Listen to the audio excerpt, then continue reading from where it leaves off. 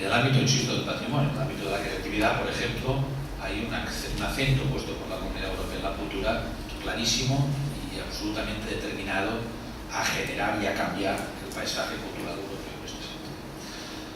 En materia turística, insisto, son todavía dos realidades que cada vez se entienden mejor, que ya no se miran de reojo, el turismo y el patrimonio. Yo creo que esto ha habido mucha gente comprometida a bajar estas barreras, pero todavía nos queda bastante terreno por recorrer desde el turismo para entender que hay una oportunidad en el patrimonio para entender que el turismo es una oportunidad, y entre ambos para generar pues transferencias de recursos cuando se generan decisiones sobre cómo acentuar el interés de la visita. Sí. Gracias, Ángel. La declaración de octubre de 2010 de la Comisión Europea sobre turismo es un punto de inflexión clarísimo. Y recuerdo haberlo comentado en otra sesión en algún momento, en alguna otra asamblea. En aquel momento avancé que esa declaración iba a suponer un cambio, pero era un proyecto. Hoy está aprobada un plan de acción de la Comisión Europea 2014-2020, donde hay más de 1.000 millones a disposición del sector turístico.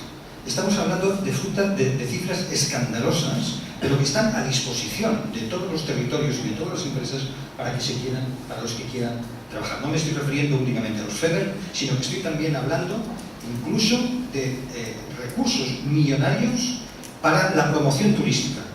Eso sí, hay un requisito previo, que es la colaboración.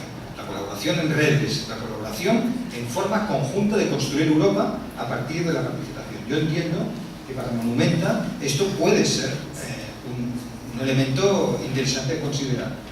Los proyectos europeos son tremendamente costosos en horas, en tiempo, no en otra cosa.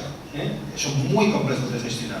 Pero desde luego yo creo que hoy tenemos una oportunidad globalmente el sector turístico tremenda, porque insisto, Europa por fin ha cambiado el chip y ha entendido que además de los sectores industriales convencionales, o Europa se dedica al turismo o las ventajas competitivas como continente, como región, tenemos menos que hacer. Muy bien. Una palabra pequeña, es solamente decir que sí que es una colaboración, claro, entre las autoridades y los titulares, pero para titulares privadas que tienen casas abiertas es más una cuestión financiera.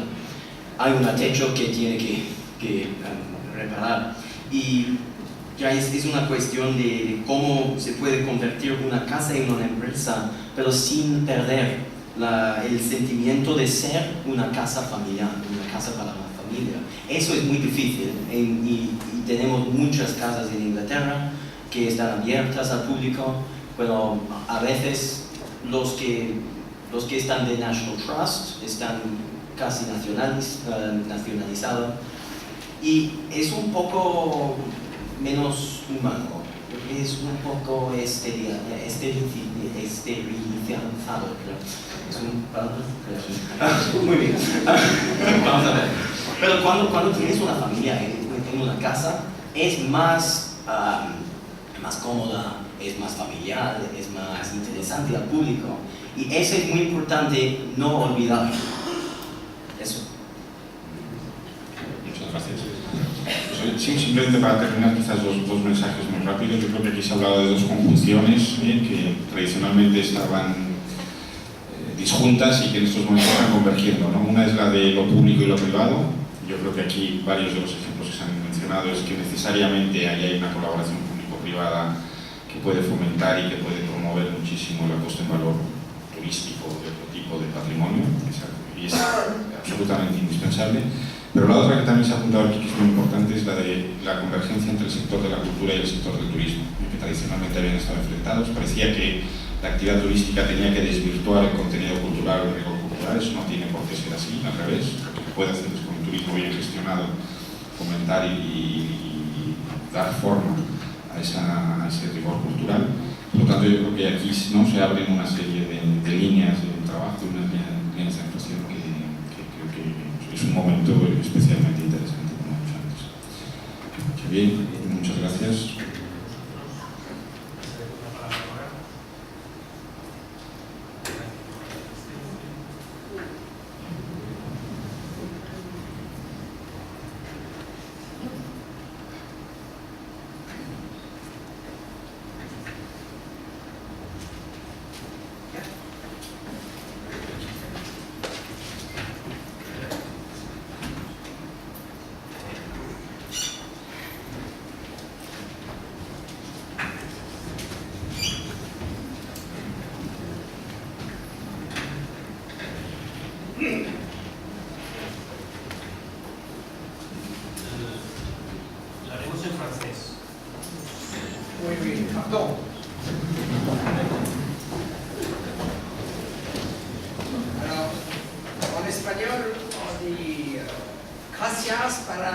felicitaciones del presidente.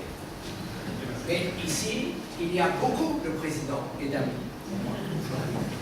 Alors je vais commencer par Pedro Gil Moreno, il est où? Il est là, voilà. C'est un homme courageux, formidable et bienveillant. Et je dois aussi remercier Martina. Je vais lui dire pourquoi tout à l'heure. D'accord? Alors je dois remercier Xavier Guimeno. Merci. Et je dois remercier mon grand ami José Luis Vives. Il est là. Depuis aujourd'hui, il est président honoraire. Bravo.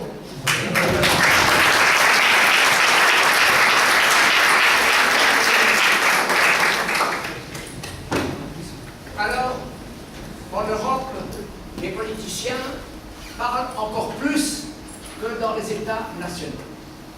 Et le président Barroso dit très souvent, quand il nous rencontre, ou qu'il rencontre d'autres choses, des choses très gentilles sur l'importance du patrimoine culturel et historique. Il dit beaucoup de choses, je pense qu'il croit, qu'il a un grand cœur, et il croit que nous avons l'argent pour réaliser, mais nous n'avons pas l'argent pour réaliser. Alors il y a la commissaire espagnole, la commissaire chypriote, qui est aussi une grande amie du patrimoine européen. Elle est une amie aussi de Europa Nostra, dont je m'occupe, et elle fait beaucoup de choses pour encourager les États membres.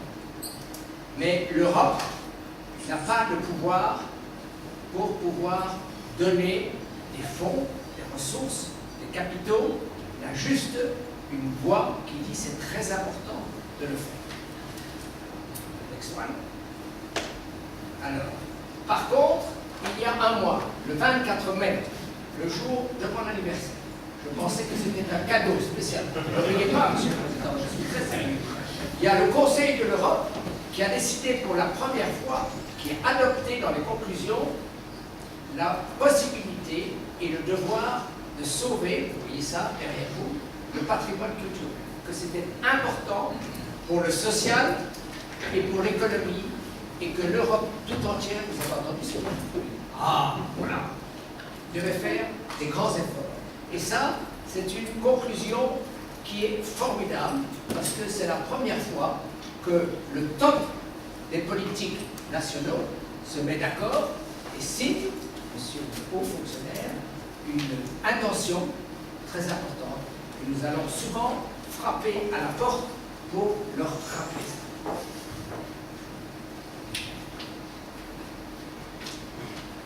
Alors, quand je viens parler ici, j'ai toujours, monsieur le Président, une question qui me fait du mal. Sur la table ici, votre ami, il n'y a pas de femmes, il n'y a que des hommes. Non, non, mais on dit que l'espagnol ou le catalan est très macho. Mais c'est un peu vrai. Alors que quand je vais visiter les 50 000 maisons dont je m'occupe, qui est-ce qui ouvre la porte de la casa? C'est madame. Qui est-ce qui m'offre aussi l'hospitalité? C'est madame. Qui est-ce qui me montre la maison? C'est madame. Qui est-ce qui fait pousser les légumes? C'est madame. Mais je ne les vois pas ici. Par contre, Président, je veux vous féliciter parce que dans la salle, il y a beaucoup de dames.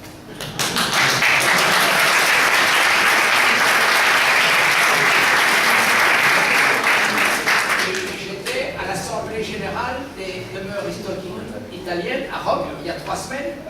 Il n'y avait pas 150 personnes, il y avait 450 personnes et il y avait 3 dames. Donc l'Espagne, viva Catalonia pour les dames. Pas ici, mais là-bas.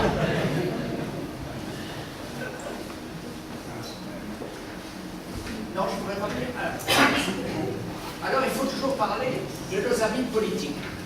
C'est très important, les amis politiques, parce que nous sommes des animaux différents. Vous savez, en français, il y a les lièvres avec des oreilles, des yeux et des pattes, et il y a des lapins avec des yeux. Ce sont des animaux, mais ils sont très différents. Et quand on veut se parler, quand on veut faire un mariage entre un lièvre et un lapin, c'est très difficile, parce qu'ils ne s'acceptent pas. Donc nous devons expliquer, c'est notre responsabilité, à des politiques qui ont d'habitude un sens de la tradition et du travail relativement court. Dans le cas chez nous, c'est très long. C'est une génération, et puis une génération, et puis une autre génération. Merci beaucoup. Et donc, c'est très important de créer un dialogue avec eux, d'expliquer aux politiques comment ça marche. Aujourd'hui, on voit encore les propriétaires comme au Moyen-Âge, avec des grands murs, avec des arbres, avec des grilles, avec des chiens méchants, privés, attention, dangereux, mais les choses ont beaucoup changé. Aujourd'hui, les propriétaires terriens, ce sont des défenseurs de la société. Non pas seulement des défenseurs de la culture. Quand il y a un arbre, il faut mettre de l'eau, facile. Si on ne met pas un peu d'eau, les feuilles vont mourir et les fleurs vont tomber. La même chose avec les gaz à risque. Si on ne met pas de l'entretien, si on n'investit pas, en 20 ans, une maison est très fragile. Comment est-ce qu'on dit fragile en espagnol? C'est très vite. C'est magnifique et puis hop, c'est vite démoli. Donc c'est très important que nous discutions avec les politiques. Très important que nous respections les politiques. C'est nos amis. Parce que c'est très différent ce que eux font et ce que nous faisons. Je dirais que nous devons faire aimer les politiques. Et ils nous aiment. Et surtout, dans une période de crise, comme en Espagne ou au Portugal, où l'économie est très difficile, parce que le domaine de la culture, de la culture historique, rapporte beaucoup d'argent aux pays européens. Je vais dire tout à l'heure le chiffre, mais c'est incroyable. Et le chiffre, c'est pas moi, c'est le Conseil des ministres de l'Europe. Et il apporte aussi beaucoup de jobs, beaucoup de travail local, des travails qui ont des difficultés de trouver en Espagne, en Catalogne et partout. Donc, je pense qu'aujourd'hui, nous devons prendre la main des politiciens, des fonctionnaires et travailler ensemble parce qu'on a mutuellement beaucoup d'intérêt. On vous aime et vous devez nous aimer.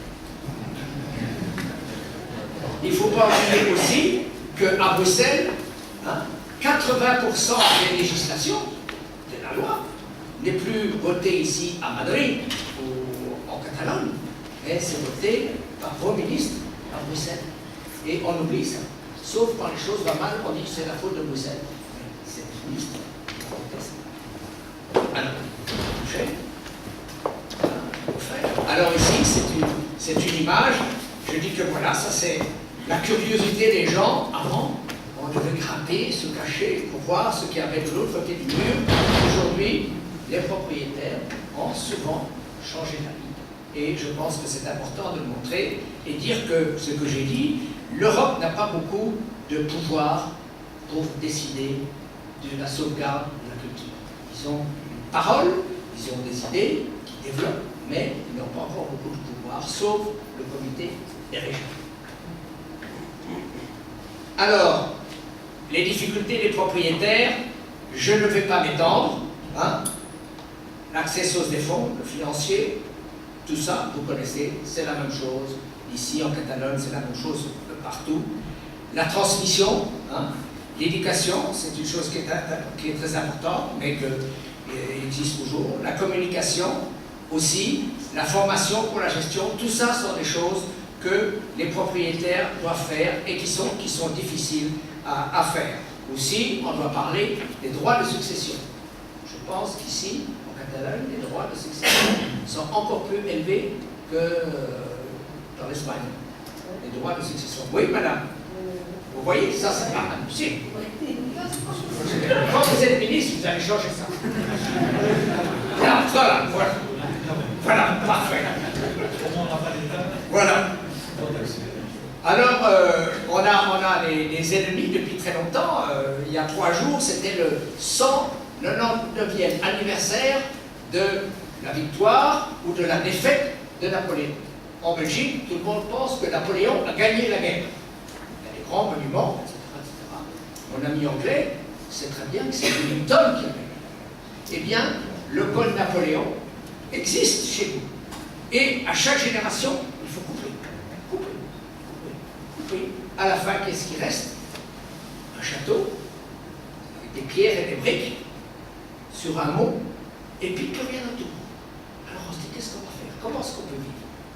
Et c'est un des gros problèmes du roi Napoléon, des générations, depuis 200 ans en couple. Les plus malins sont les Britanniques, qui ont trouvé des solutions meilleures, les Allemands, un peu les Autrichiens, mais beaucoup de pays sont dans une situation très difficile pour le patrimoine à cause du code de Napoléon. Alors, en Europe centrale, il y a d'autres problèmes, puisqu'on parle un peu de l'Europe, c'est les pays communistes qui ont tout pris, et puis qui maintenant, petit à petit, se rendent compte qu'en prenant tout, en détruisant beaucoup de choses, eh bien, le tourisme manque. Et que c'est très important d'avoir du tourisme. Et alors, évidemment, la crise économique, on ne va pas aller plus loin, on la connaît bien ici en Espagne, malheureusement. Alors, ce que je vais dire, c'est les difficultés pour s'ancrer dans l'époque moderne. Les femmes travaillent, souvent en dehors, comme les hommes. Avant, elles restaient dans la maison. Maintenant, elles sont obligées de travailler. C'est difficile d'avoir des gens pour vous aider, même locaux. Avant, toujours. Maintenant, c'est difficile. De plus en plus, les gens travaillent dans les grandes cités. De plus en plus, les politiques habitent dans les grandes cités. Ils ne connaissent plus la vie qui se passe à la campagne. Ils ne connaissent plus. C'est un grand problème. Pourtant, les gens qui font les législations ne savent plus comment ça se passe dans les pays. Bien, c'est important. Alors, la rentabilité, c'est difficile. Et alors, la jeunesse, que représente William, et que représente mon ami Gabriel, eh bien, la jeunesse aujourd'hui, elle est intelligente, elle s'étudie, elle va à l'université, à l'MBA, à l'étranger, elle quitte l'Espagne, elle quitte la France, elle quitte les pays, elle va en Asie, elle va en Amérique. Et ça, c'est un problème pour la conservation du patrimoine. Donc, je remercie William pour le dynamisme qu'il met en incitant les jeunes, non pas nécessairement à travailler tout de suite à la maison, mais s'intéresser, montrer aux parents qu'on peut faire un team together, qu'on peut travailler ensemble, et ça, c'est très important, et c'est à ça que William et moi travaillons ensemble. Vous dites quand je dois arrêter, comment est-ce qu'on dit ça? Vous dites quand c'est pas là, non? Combien de minutes? 5 minutes. Alors, voilà. Alors, les châtelains ont quand même des bons bilans. Les propriétaires sont proactifs, des amis de la biodiversité. Je vais parler de ça. 70%, 70% des propriétaires sont situés dans des zones semi ou rurales. 53% exigent à l'efficacité de l'énergie. C'est très important. Peut-être pas en Espagne ou en Italie, mais chez nous, s'il y a de l'énergie, on a froid tout l'hiver. C'est très important. 95% emploient de la main-d'œuvre locale. Très important. On ne va pas chercher en Pologne, on ne va pas chercher en Tchèque. Ce sont des gens qui habitent autour de la casa. Tout à l'heure, avec le président, j'ai croisé quelqu'un dans la voiture, il m'a dit ce monsieur m'aide. Et ce monsieur habite tout près. Donc, un bon exemple local, quelqu'un qui travaille de local. Alors, l'aspect social, le pourcentage élevé des propriétaires, 72% en Allemagne font de l'histoire locale l'incitation principale pour le tourisme. Donc c'est très important. La localité, l'attraction à la maison historique est une bonne chose pour le tourisme. Alors, quelle est notre mission? Quel est notre rôle? C'est d'abord de démontrer l'aspect économique et social. Et ça, nous sommes très, très, très mauvais. Il y a culpa, il y a maximum. On ne sait pas le revenu, on ne sait pas combien de jobs, on ne sait pas combien on attire de touristes. En Angleterre, en France, en Irlande, la grande majorité des touristes étrangers qui viennent visiter pour l'intérêt de la culture, ce qu'ils veulent voir d'abord, ce n'est pas la reine d'Angleterre ou le pub à Londres, c'est visiter une propriété privée qui est habitée par les propriétaires. Et si les propriétaires habitent London, c'est encore mieux. Et si sur le piano, il y a la photo de la reine, quand elle est venue visiter, alors ça c'est magnifique.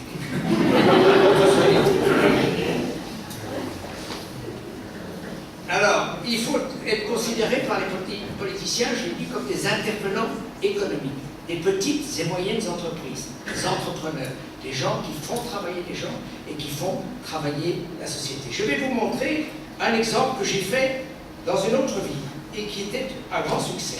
J'ai travaillé pour l'industrie de la brasserie européenne, cerveja. Alors on a décidé, cerveja.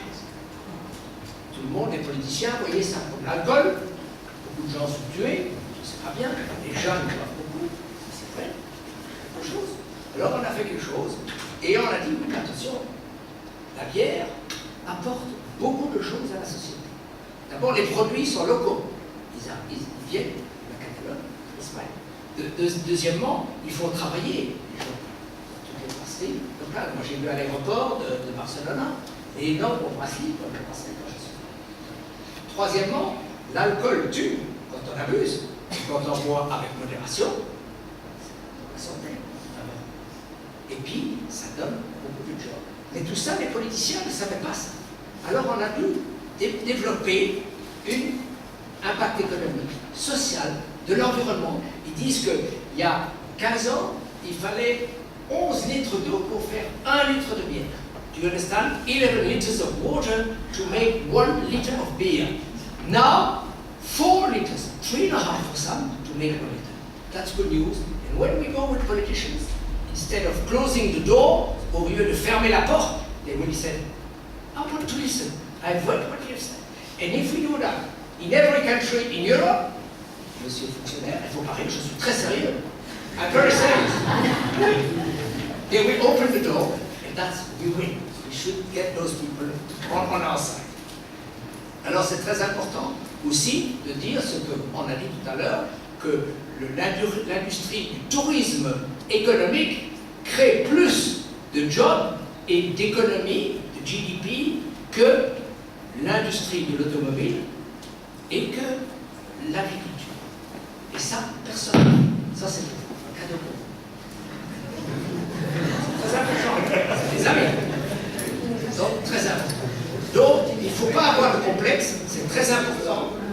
L'industrie du tourisme, si je peux dire, est très importante et elle donne aux pays membres de l'Européen, les pays européens, 3,035 billion euro each year. How much is it in Catalogne? Nobody knows. How many zeros? Millions de millones. 335 each year. Politicians don't know that. But that's the number. Then we have no complex. We shouldn't have any tears, pas de larmes. We should say we are good, we do a good job, we want you to get a little bit of support for what we do for you. Un peu de support, ce que nous faisons pour vous. Alors, notre association de développeurs historiques, elle comprend maintenant 23 associations, hein, ça c'est pas juste, 23 associations qui sont des membres, et 50 000 propriétaires privés, qui sont des gens heureux ou malheureux, mais on essaie de les rendre plus heureux. Alors, les priorités que nous avons, c'est presque fini, c'est de valoriser l'impact socio-économique, j'ai parlé, c'est de maintenir les taux de TVA bas, l'Espagne est assez bonne, et c'est seulement 6 pays sur 28, c'était mieux avant. Donc il faut faire mieux. La préservation de l'environnement, je vais revenir, le trafic contre les vols, 52% des personnes qui ont répondu à notre questionnaire ont eu des vols à la case. On est venu voler. Et personne en Europe, on fait rien. On laisse. Pas grave. Mais c'est très grave. Parce que c'est le patrimoine qui disparaît, que l'on retrouve, non plus seulement aux États-Unis, mais en Chine, à Singapour, à Hong Kong. Ça part. Ça disparaît. Alors, il faut construire des alliances, comme vous avez fait. Magnifique. Avec des organisations amies. Il y en a beaucoup. Alors, plutôt que d'être seul, in the corner, alone, with our tears, let's open our arms to others. And then we do that with Europa Nostra, we do that with the number 33 organizations at European level, plus the museum, even those people who like trains, we work together. And again, implication of the young generation. The next one. I said I study in England and in the United States, and I've heard from the business school. Do you prefer English or French? Alors, je recommence tout. Non, non. Non. Alors, j'ai été dans des écoles en Angleterre et aux États-Unis. Aux États-Unis, j'ai appris dans les business schools, MBA, qu'il fallait parfois regarder, ouvrir la boîte et regarder autour. Qu'est-ce qu'on peut faire différemment, mieux? Eh bien, moi, j'ai remarqué que quand je parle à mes amis politiciens des demeures historiques, magnifiques, grandioses, les palazios, ils s'endorment. Quand je parle aux mêmes politiciens de l'environnement, des abeilles, les bumblebees, vous savez, les grosses abeilles, quand j'organise au Parlement européen un hearing et que je parle des abeilles, des bumblebees, de la biodiversité, j'ai 50 ou 60 membres du Parlement. Quand je parle des châteaux, j'ai seulement 10, 12. Donc il faut essayer d'aller out of the box. Et alors, nous disons que les châteaux, très souvent, hein, chez le président ici, je l'ai encore vu tout à l'heure, la maison s'appelle la vallée des abeilles, chez lui. Eh bien, la vallée des abeilles, je dis, nos châteaux, c'est le club méditerranéen pour les abeilles, les papillons, les bumblebees. Et quand on dit ça aux politiciens, ils applaudissent, ils nous aiment, et on doit nous aimer parce que ces animaux disparaissent. Donc, il faut savoir. Donc, je dis souvent aux propriétaires, peut-être difficile d'ouvrir le château, des difficultés, mais si vous pouvez ouvrir le jardin, ou de temps en temps montrer le jardin. Le jardin a l'avantage, c'est qu'il change toutes les saisons. Un jardin, on m'a expliqué, Martina m'a expliqué tout à l'heure, que le jardin, les arbres sont tout à fait différents en automne, que c'est en hiver ou que c'est en printemps. Les gens aiment visiter les jardins. C'est à la mode. Quand les choses sont à la mode, les journalistes sont à la mode. Et quand les journalistes parlent des choses qu'ils aiment bien, eh bien les politiciens s'écoutent. C'est ça qu'ils font. Nous sommes des protecteurs de la nature. Et ça, c'est très important, c'est getting out of the box. Alors, il faut valoriser l'impact économique et social. L'Europe est un peu, comme on dit en anglais, marketing niche, une niche de marketing. Nous sommes uniques à avoir des châteaux. Ça n'existe pas ailleurs. C'est unique. Et ça, il n'y a pas beaucoup de choses où l'Europe était unique avant, mais maintenant c'est fini. C'est la Chine, c'est Hong Kong, c'est les États-Unis. Mais les châteaux, c'est difficile de le prendre, de le construire. Donc, nous sommes uniques, il faut le faire. Et c'est un patrimoine culturel extraordinaire et nous devons le préserver et montrer des chiffres crédibles, ce que j'ai dit tout à l'heure. Alors, parler un petit peu d'argent très vite. L'Espagne est quand même dans les bons pays parce que je vois qu'elle a quand même un taux de TVA de 10%, alors que la moyenne européenne, c'est 21%. C'est vrai ça? C'est plus vrai. C'est une mauvaise nouvelle ou c'est une bonne nouvelle? C'est comme l'Angleterre. L'Angleterre, il y a 2 ans, la TVA pour les restaurations, c'était 0, et maintenant, c'est 20%. Et vous, maintenant, c'est combien? Eh bien, nous avons mal fait le job, pas de valeur ajoutée, vous avez mal fait le job. Parce que les pays qui ont des taux réduits, ça marche très bien. Ça crée de l'emploi, ça crée de la vie pour les artisans, et ça fait marcher l'économie, ça attire les touristes. Donc, c'est la mission pour vous, parce que vous êtes mon ami, c'est la première fois que mes amis restent. Quand je parle, ils partent. Je suis très honoré, c'est Viva Catalonia. Très très honoré que vous restiez, c'est très important de dire à votre ministre, voilà. Alors voilà, c'est ce que j'ai dit tout à l'heure, c'est important de se faire aimer, et les jardins sont une bonne chose pour vous faire aimer, parce que les insectes sont utiles et disparaissent. Alors voilà, les demeures historiques, on les vole, je l'ai dit tout à l'heure. Une étude du CNRS dit que beaucoup de membres déclarent qu'ils ont été volés, et ça c'est aussi une perte. Ça c'est les amis, une partie des amis avec lesquels nous travaillons. La partie ici avec la main, ce sont les jeunes, partnership avec les jeunes, donc William. Alors, l'implication de la jeunesse, William a déjà expliqué, c'est un grand succès. Ça commence, il y a 3 ans que l'on parle, 3 years only, et à notre Assemblée Générale, à Lisbonne, le pays d'à côté.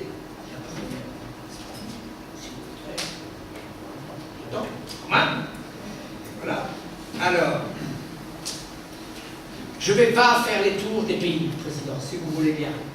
La Roumanie, peut-être le Portugal, parce que le Portugal, c'est un pays proche. Eh bien, le Portugal, c'est un pays de rêve, c'est comme l'Espagne.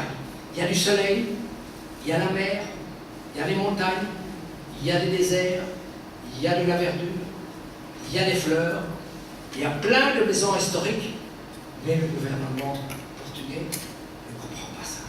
Alors que tout le monde veut aller dans ce pays.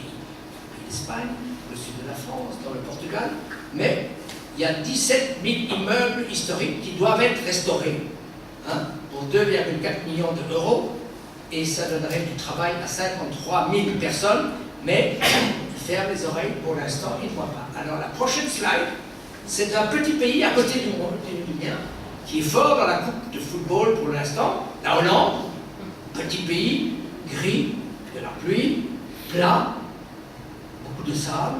Eh bien, là, ils ont au total un nombre de demeures historiques aidées extrêmement importantes, alors que la taille est 30 fois plus petite que le Portugal. Donc ça veut dire que, et ça leur rapporte beaucoup d'argent, alors que c'est un pays un peu triste, les Pays-Bas. Je ne sais pas si vous connaissez, vous avez déjà visité? Qui a visité? Eh bien, personne n'a visité les pays tristes, 4 personnes sur 150, 5, 6, 7, allez. Si on demande aux Belges, aux Français, s'ils ont été en Espagne, 80 personnes vont dire oui. Mais voilà un exemple. Les Pays-Bas investissent un peu d'argent et ça leur apporte beaucoup d'argent. Et comparé au Portugal, c'est toujours un bon exemple. Alors, on passe la République tchèque, on ne va pas parler de ça, mais par contre, je ne peux pas résister à aller à un autre pays, la France, un voisin qui est la France. Je déteste M. Hollande. Donc, j'ai trouvé la plus mauvaise photo que je puisse trouver de lui. Et, en principe, quand on est lobbyiste, on ne peut pas détester les politiciens. Il faut les aimer. Mais lui, il nous a écrit une lettre 2 mois avant les élections en disant « J'adore les propriétés privées, j'adore la culture, je vais faire des grands efforts pour augmenter les moyens, les ressources, les budgets. Je vous promets, et j'ai la lettre, je ne l'ai pas écrite, signée M. Hollande, pas encore Premier ministre. Et qu'est-ce que j'ai vu depuis? Eh bien, il a baissé les budgets, il a baissé l'aide qu'il faut aux grandes maisons, alors que ça représente 21 millions d'euros, 500 000 jobs directement et indirectement, et que les privés reçoivent une grande partie. Donc, M. Hollande, j'ai du respect pour la fonction du président de la République française, mais je n'ai pas de respect pour M. Hollande, pour le moment. Donc, changer. Voilà. Alors, je ne sais pas ce que j'ai encore mis, mais je pense que ce n'est pas très important. C'est juste des phrases qui disent qu'on peut faire mieux et qu'il y a peut-être des trucs qui peuvent faire mieux. Alors, voilà, la prochaine Assemblée Générale, c'est au Portugal, et c'est du 3 au 5 octobre. J'espère que vous allez tous venir. C'est pas loin, c'est un beau pays. Alors, j'ai juste une phrase que je voulais vous lire, parce que je l'aime beaucoup, pour terminer. Et si je la retrouve, c'est pas moi qui l'ai inventée, malheureusement, mais elle est très belle. Et je ne l'ai pas dit quand je pouvais la dire tout à l'heure. Et c'est presque fini, c'est la dernière. Ah oui, je vais la dire en français ou en anglais? En français, les deux. Pour mon ami, je vais le dire, parce qu'il est resté jusqu'au bout. Je vais le dire. Alors, il dit, la seule chose qui rend un rêve impossible est la peur de l'échec. Et en anglais, on dit, the only thing that makes realizing a dream impossible is fear of failure. Et je pense que nous ne devons pas avoir peur de ne pas réussir, de l'échec. Nous devons être motivés, nous devons sourire, nous devons expliquer à nos amis politiques et à nos amis journalistiques combien c'est important. Parce qu'un pays sans culture, un pays sans histoire, particulièrement un pays comme l'Espagne, eh bien c'est un pays qui disparaît. Et quand un pays disparaît, quand les gens n'ont plus d'intérêt à venir le voir, on n'a plus qu'à pleurer, et c'est quand même pas à Dubaï qu'on va aller se construire. Merci, Monsieur le Président. Et désolé de n'avoir pas parlé espagnol.